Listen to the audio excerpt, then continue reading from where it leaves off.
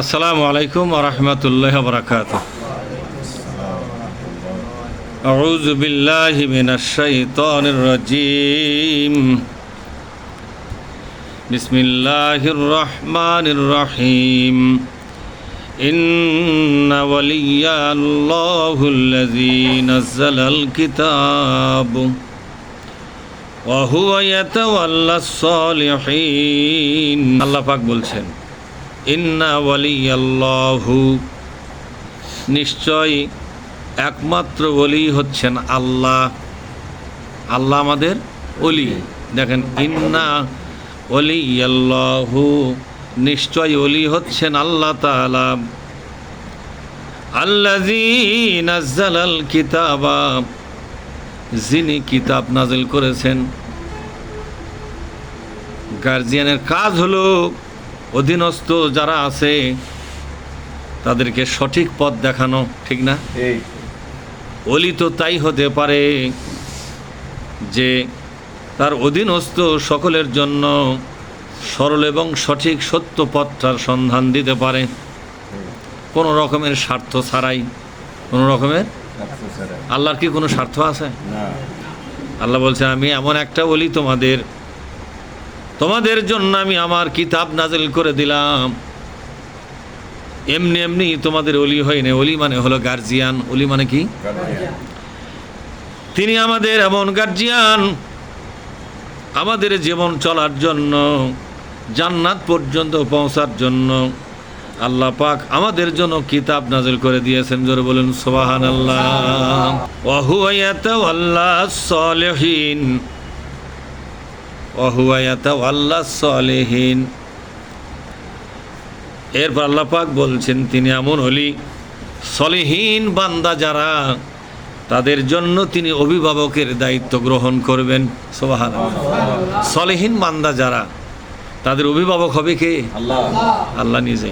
আল্লাহ বলছেন, ও বান্দা শোনো, আমি সকলের জন্য অভিভাবক হব না, শুধুমাত্র সলিহীন বান্দা যারা, আমি তাদের গার্জিয়ানের দায়িত্ব নিয়ে নিলাম। ওরা আমার অধীনে থাকবে, আমি দেখাশোনা করব। এই আয়াতটা যখন নাযিল হয়, সেই সময় মক্কাতুল মুকাররমায় বিশ্ব নবীর উপর নির্যাতন করা হচ্ছিল। তাকে বারবার বলা হচ্ছিল, আপনি দুনিয়ার আমাদের তৈরি করা মূর্তিগুলোর বিরুদ্ধে কোনো কথা বলবেন না।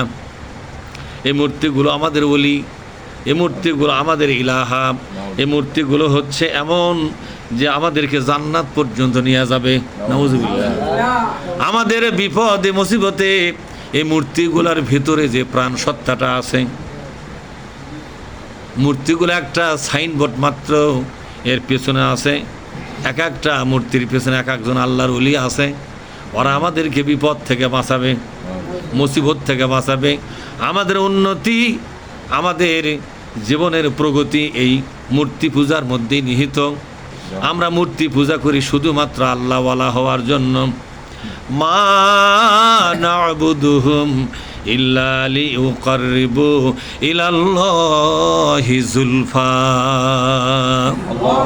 ওরা বলে, আমরা শুধুমাত্র মূর্তি পূজা করি আল্লাহকে পাওয়ার জন্য, আল্লাহওয়ালা হওয়ার জন্য। নাউজুবিল্লাহ।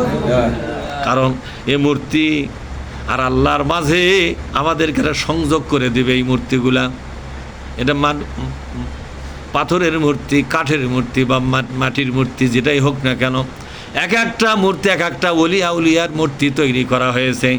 একে সম্মান করলে এর পিছনে ওলি আউলিয়া সন্তুষ্ট হবে, আমাদের জন্য ভাগ্য ভালো হবে। আর তুমি যেহেতু এই মূর্তিগুলোর বিরুদ্ধে লেগেছ, এমন একদিন আসতে পারে যেদিন এই মূর্তিগুলোর অভিশাপে তুমি ধ্বংস হয়ে যাবা। বিশ্বনবীকে বলতেছে, এই মূর্তিগুলো এমন অভিশাপ দিবে, এই অভিশাপের কারণে তুমি ধ্বংস হয়ে যাবে। তখন আল্লাহ তাআলা বলছেন, ওয়া হুয়া ইয়াতাওয়াল্লাস সালিহিন। আসলে সলিহীন বান্দা যারা, হেফাজতের দায়িত্ব আমার আল্লাহ গ্রহণ করেছে। আল্লাহ যার হেফাজত করবে, দুনিয়ার সকল মূর্তি ওলিয়া উলিয়া তার ক্ষতি করতে পারবে না।